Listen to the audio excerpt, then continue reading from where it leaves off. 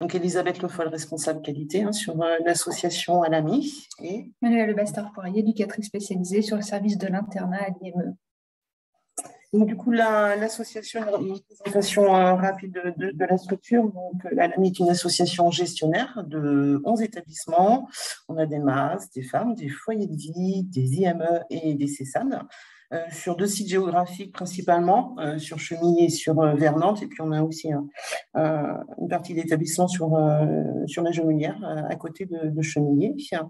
Donc, l'association a été créée en 1971. Aujourd'hui, on accueille 480 personnes à peu près en file active. Et on a 420 professionnels en équivalent temps plein. Voilà rapidement le cadre. Au niveau de la démarche qualité, elle a été mise en place en 2007, donc ça date. Elle a évolué, elle évolue, elle va continuer à évoluer. Un des grands changements dans la démarche qualité, ça a été la mise en place il y a 5-6 ans maintenant des correspondants qualité, ce qui permet d'avoir un relais vraiment intéressant sur le terrain, sur la politique qualité de l'association et de venir du coup décliner au plus près des professionnels de terrain. Donc, je vais y revenir sur le rôle notamment des correspondants qualité tout à l'heure. Donc, la démarche de projet personnalisé au sein de l'association. Alors, on a cadré la démarche de projet personnalisé par une procédure en 2009, mise en œuvre, et puis on a ajusté. Donc, aujourd'hui, on est rendu à une 4e version du projet personnalisé. Donc, la campagne dont vous parliez, la précédente campagne organisée par Calirel en 2019, nous, on n'avait pas pu la faire pour X raisons à l'époque. Pour autant, on voulait s'interroger vraiment sur l'ensemble de la démarche et du coup, on a utilisé les outils et on a fait l'évaluation, mais du coup à distance et en intégrant aussi l'ensemble de nos établissements. Ce qui a permis de repérer effectivement des choses, en tout cas sur la structuration, des choses qui nous manquaient, notamment la mission de coordinateur de projet qui n'était pas tracée. Donc ça faisait partie, puis de renforcer aussi, de souligner le travail pluridisciplinaire, interdisciplinaire qui nous paraissait important. Donc voilà, les outils de la campagne alors je vais finir ces procédures en 2019, j'ai fait une coquille sur mon PowerPoint. Mais donc, du coup, les outils de la précédente campagne nous a servi à actualiser notre procédure qui est toujours en cours, mais qui va bientôt aussi bouger. Voilà, et grâce, entre autres, à l'évaluation. Donc, alors, hop, je m'y retrouve, c'est ça. Donc, sur la campagne d'évaluation en tant que telle, donc, du coup, c'est toi qui prends la parole. Oui, donc nous avons été sollicités en tant que correspondant de qualité pour nous présenter et pour qu'on s'approprie les outils de Calirel. Donc, on a eu les tableaux Excel avec les nombreux items et puis toute la démarche était de consister à savoir le repérage des éléments de preuve et bien statuer sur le fait que même si on savait que l'existant était dans l'institution mais qu'on ne le trouvait pas, et bien, malgré la frustration que ça pouvait amener, et bien, on ne pouvait pas le comptabiliser dans notre recueil. Aussi, on a travaillé sur la posture qui n'est pas habituelle d'aller au sein des autres établissements. En effet, moi qui travaille à l'IME, je n'ai pas été recensée au sein même de l'IME, je suis allée dans un autre établissement. Alors, ça peut avoir une vision d'inquisiteur. Malgré tout, il a fallu qu'on travaille sur cette démarche et bien se dire qu'on venait faire un état des lieux à l'instant T de ce qui existait dans chacun de nos établissements. Ensuite, il a fallu culturer la démarche autour des éléments de preuve. Et puis, notre responsable qualité nous avait alerté aussi sur le logiciel métier informatisé qui n'était pas toujours adapté, comme on a pu l'entendre dans d'autres témoignages. Effectivement, on avait un logiciel qui ne permettait pas d'incorporer tous les PP, tous les documents, les recueils des attentes et tout ça. Donc, ça a pu effectivement avoir un impact. Il y avait une disparité entre certains établissements. Voilà. Du coup, effectivement, pour compléter ce que disait Manuela, c'était une alerte, parce que du coup, moi, j'ai fait le choix, effectivement, de m'appuyer sur les correspondants de qualité pour faire l'audit dossier. Puis, comme tu l'as dit, Noémie, on est parti sur l'ensemble des établissements. On voulait vraiment que ce soit sur la globalité. Donc, j'ai eu la chance de pouvoir m'appuyer sur les correspondants de qualité. Mais effectivement, moi, j'avais déjà repéré dans l'évaluation même et la mise en œuvre même qu'on allait avoir certainement des soucis sur la structuration même du moins la structuration des données, puisqu'on avait un système informatique métier qui était très médical et pas très sur l'éducatif, donc des établissements s'en servaient, d'autres pas. Ça veut dire que derrière, on a une déclinaison en bureautique sur du Word, voilà, avec des arborescences informatiques un peu aléatoires selon les établissements. Donc voilà, j'ai alerté aussi. Alors pourquoi je les ai alertés là-dessus? C'est que du coup, une évaluation, ça demande un temps énorme sur les dossiers. Ça, c'est une réalité aussi. Je pense que ça peut faire peur aussi aux gens qui veulent aller sur ce type de campagne. Et j'ai été obligée aussi de leur dire à un moment donné, vous ne pouvez pas passer des heures à chercher, bah oui, mais si c'est ici, mais si c'est là, etc. Donc ça, je les ai accompagnés là-dessus parce qu'à un moment donné, on va chercher un endroit, on peut être souple, mais on ne peut pas passer non plus trop de temps à chercher parce que ça donne aussi un indicateur juste en termes d'organisation, tout simplement de la structuration informatique chez nous à l'époque. Ensuite, alors ça c'était juste la préparation. Sur le diagnostic organisationnel, là, c'est moi qui ai fait le choix de travailler, de pré-remplir le diagnostic organisationnel, puisqu'on a des procédures qui sont plutôt bien cadrées. Donc, ça permettait déjà de pré-remplir ce diagnostic et puis ensuite de le faire compléter par les chefs de service pour voir si effectivement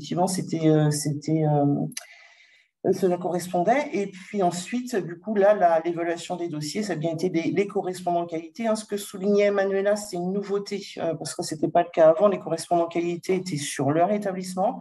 Et là, on a changé depuis le début d'année. On a fait le choix d'extraire, entre guillemets, si je puis dire, de faire intervenir les correspondants qualité en dehors de leur établissement propre. Du coup, voilà, c'était pour redonner aussi une dynamique, peut-être aussi pour éviter d'être jugé parti à certains moments. Donc voilà, moi j'ai pu, et je les remercie grandement pour ceux qui verront la vidéo, je remercie vraiment parce qu'elles ont fait un gros travail et on a été en équipe réduite. Donc j'ai aussi participé parce qu'on a eu des arrêts entre-temps, mais vraiment un gros travail de la part des correspondants de qualité et je les remercie au passage. Voilà. Donc, du coup, voilà un petit peu comment on a amené la campagne. Au niveau des résultats, voilà. Sur le diagnostic organisationnel, alors les résultats sont positifs pour l'ensemble des établissements. Là, je suis sur sur la globalité. Sur la globalité, l'organisation autour du projet, on a un score de 95%. Et sur la conception, la mise en œuvre et l'évaluation personnalisée, on est sur 97%.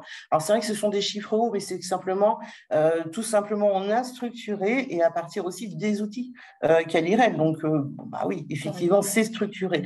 Donc, sur le diagnostic organisationnel, c'est plutôt bon.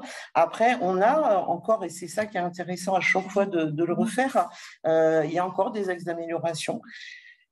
Donc, notamment, mais on l'a vu dans la pression, c'est aussi les résultats régionaux, l'absence d'indicateurs de suivi. Donc, ça, on peut le trouver à certains endroits, mais pas partout. Et du coup, en tout cas, ce n'est pas décrit comme tel dans la procédure. Et puis, on a aussi tout ce qui est la concertation pluridisciplinaire à renforcer. C'est vrai qu'aujourd'hui, ce n'est pas partout pareil, mais souvent, on a le côté médical, paramédical qui fait sa fiche, bilan, etc. Et on prend juste la feuille qu'on vient intégrer dans le travail d'évaluation, de co-construction. Et du coup, il n'y a pas forcément systématiquement ces réunions où on participe, on discute et on fédère autour du projet avec la personne. Donc ça fait partie, mais on va revoir aussi tout à l'heure, il y a d'autres axes d'amélioration, mais ça, c'est ceux aussi qui reviennent par rapport à l'enquête régionale. On se situe dans les mêmes axes d'amélioration. C'est toi sur l'évaluation de dossier? Non. Alors ensuite, là, sur l'évaluation de dossier, on a sur les résultats globaux, donc on a 11% pardon, sur les premiers contacts, 41% sur la co-construction. 61% pour la mise en œuvre et 55% sur la coévaluation.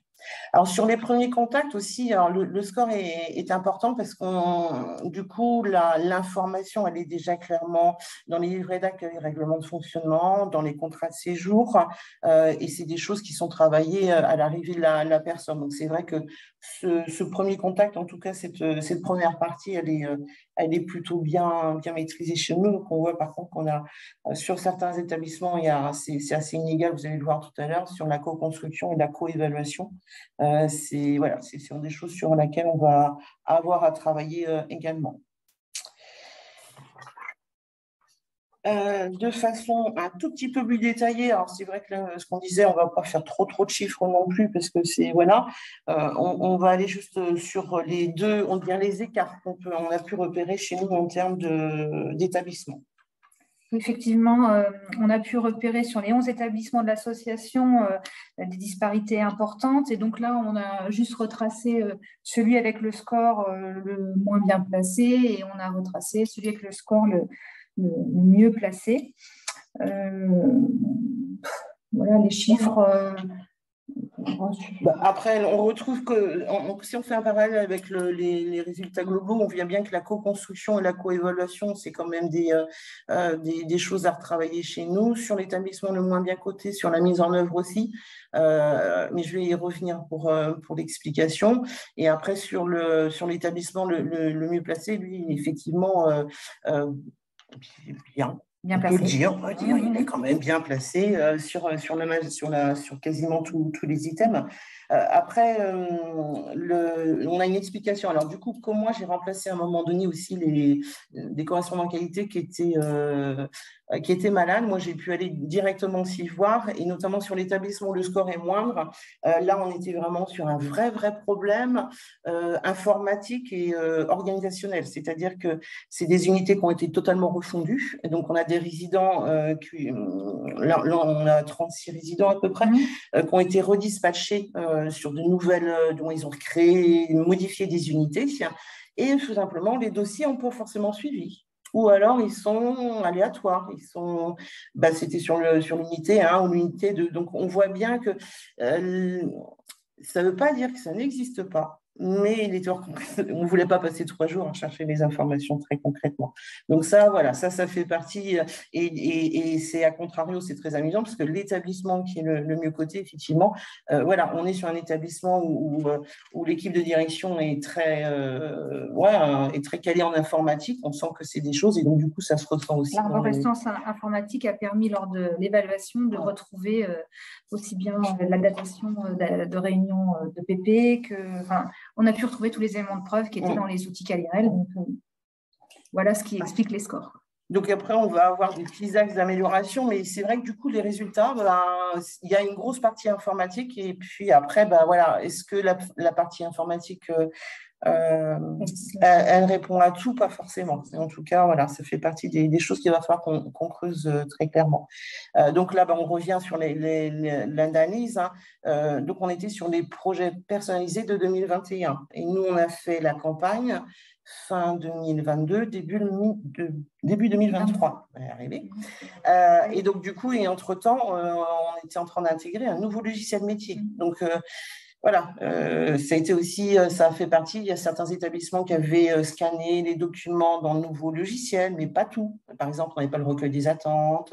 Voilà, il y avait des choses qu'on n'avait pas forcément. Donc, voilà, c'est toujours et puis concernant le défaut de conformité, voilà, la consigne était bien de dire que même si le document était présent, mais s'il n'était pas conforme, c'est-à-dire s'il n'y avait pas la signature ou s'il n'y avait pas la date, on ne le prenait pas en compte, malgré la frustration que ça pouvait générer chez nous en tant que professionnels qui allons chercher au sein des autres établissements. On voit bien que le document est là, on voit bien qu'il est rempli, malheureusement non daté, non signé, on ne le prenait pas. Donc, on se rend bien compte qu'il y a une grosse difficulté en général au sein de nos établissements sur la traçabilité des documents. Voilà, donc ça, c'est quelque chose qu'on va devoir vraiment travailler. Donc, les axes d'amélioration, alors ça fait aussi partie des choses. On aurait échangé avec Manuela en travaillant sur cette restitution. On l'a vu hein, sur les pourcentages, sur la co-construction et la co-évaluation, on a des pourcentages moindres. Alors, bien sûr, la personne accueillie, elle est associée, mais du coup, alors je suis passée sur le deuxième point, pardon. La personne est associée, mais souvent, on a encore à certains endroits le travail est préparé en équipe et puis un peu livré à la personne accueillie. Donc, je pense qu'il y a quelque chose à travailler autour de ça. C'est le projet de la personne et comment on travaille dès le début avec elle. Donc, voilà, il y a peut-être ça, c'est une marge. Et alors, le consentement, alors, je l'avais mis en premier. C'est vrai qu'on fait un recueil des attentes. Il est systématique, mais ce n'est pas parce qu'on recueille les attentes qu'on vient clairement poser la question du consentement au projet. Et c'est vrai que moi, ça m'a interpellée parce que même dans la procédure, à quel moment c'est-à-dire que c'est normal, il faut faire un projet personnalisé. Mais à un moment donné, non, c'est est-ce que la personne a envie d'avoir un projet personnalisé? Et ça, moi, c'est vrai que ça m'a interpellée parce que ni dans la procédure, puis c'est les correspondants de qualité qui m'ont interpellée en disant, mais oui, ils sont d'accord, il y a le recueil. Oui. Et dans certaines populations, masse et tout ça, où on sentait qu'on avait envie de se détacher de tout ça. Oui, il y a aussi de ça. Mais donc, du coup, c'est le recueil, il n'est pas forcément le consentement. Donc, du coup, voilà, ça fait aussi partie des choses qui font qu'on travaille nous aussi en interne. C'est oui, c'est pas 100% de personnes, c'est pas 100% de projets personnalisés. Donc, les indicateurs, hein, les généralisés, ça fait aussi partie des choses, parce qu'il y a, voilà, c'est ce qu'on disait, il y a beaucoup de choses qui se font, mais voilà, il n'y a pas forcément d'indicateurs de suivi, en tout cas pas partout. Et puis le renforcement des réunions interdisciplinaires. Donc, voilà les axes d'amélioration. Donc, sur les points positifs. Ah non, que c'est ça. Ça va trouver. Sur les points positifs, donc voilà, une démarche structurée, c'est vrai. On a un projet personnalisé qui est porté par les équipes. Ça fait plusieurs années qu'on travaille là-dessus. Et donc, du coup, c'est une vraie culture. Chez nous, on n'a pas de soucis. Maintenant, c'est vrai qu'il y a eu des changements de logiciels, il y a eu des actualisations, donc le temps que le terrain s'approprie, puis on change encore. Donc ça aussi, ça a été des fois aussi un peu, ça a pu nous être reproché en disant, on s'habitue, puis vous nous rechangez. Mais pour autant, il y a une vraie, c'est vraiment porté par le terrain. Il y a une vraie, il y a un vrai désir de travailler pour, bien sûr, pour la personne, mais que le projet il est porté par les équipes pour la personne. Et puis l'autre chose qu'on avait fait, on avait fait la campagne sans participer officiellement. On a quand même des indicateurs de participation qui sont plus importants par rapport à la précédente campagne de 2018. Pardon, 2019. Et donc, deuxième coquille sur mon PowerPoint, je te renverrai la correction, Noémie. Donc, en conclusion, c'est super intéressant parce que comme je parlais du nouveau logiciel, là, ça y est, ça commence à bien s'intégrer. Donc, du coup, là où on a eu des difficultés, c'est de se dire, est-ce qu'on a l'absence est due effectivement à la structuration informatique ou l'absence est due au fait que ce n'est pas fait. Là, que le nouveau logiciel, c'est un logiciel qui est vraiment très adapté. Par contre, qui est vraiment centré sur la personne accueillie. Alors après, bien sûr, là aussi, tous les documents ne sont pas intégrés. Donc, il va falloir qu'on bouge de procédure pour s'adapter à ce qu'il y a dans le logiciel. Et puis, voilà. Après, on a fait, sur ce nouveau logiciel, on a fait de la formation. On a intégré, donc, il y a la nomenclature Séraphin, qui est intégrée aussi. Donc, on va retravailler l'actualisation de cette procédure avec tous ces éléments. Là, voilà, on va pouvoir aussi, c'était des choses qui étaient faites à la marge chez nous, mais avoir des projets personnalisés en FALC. Voilà, les emplois du temps en FALC, etc. Donc, du coup, ça va être vraiment, ça va être chouette et je pense que ça va amener aussi tout le monde. Donc voilà, donc plutôt sur l'avenir et les conclusions, c'est plutôt intéressant. Et je dirais, alors, je sais pas, je suis impatiente d'être dans 2 ans, parce que j'aurai 2 ans de plus, c'est pas le cas, mais voilà, on remet ça dans 2 ans pour effectivement voir comment ça a bougé. J'espère dans 2 ans. Hein, si on arrive à tout faire, mais au moins dans 2 ans, de façon à voir comment ça a pu bouger et si ce nouveau logiciel il a permis en tout cas de régler certaines choses. Et puis, de toute façon, on fera aussi bouger comment la procédure par rapport à ça. Alors, merci.